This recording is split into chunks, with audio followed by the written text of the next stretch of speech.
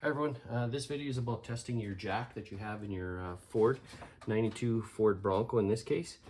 It's bolted into the engine bay here. There's a lug wrench here, there's the jack here as well too, and there's this butterfly bolt. And I already loosened this, but I actually needed a wrench to do that, or pliers. So unless you're carrying tools around, you're not going to find that out till you're changing a tire, and you definitely don't want to be doing that. So we're going to take this out and then just to see how this operates, just so we don't get caught. So stay tuned. Well, here's the jack removed. You can see the wing bolts all completely rusted out here.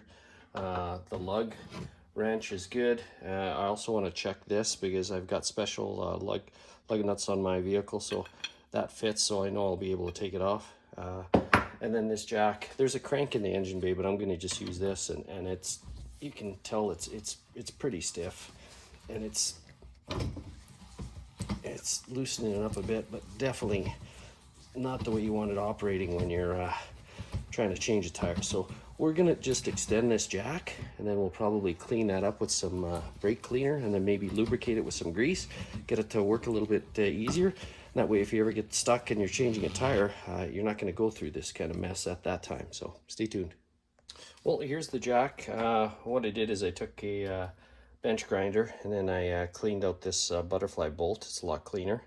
And then this jack has a sleeve in here as well too. I'm not sure if you can see that, how well you can see that, but this was completely coated with, I'm assuming what was grease, but it was stiff.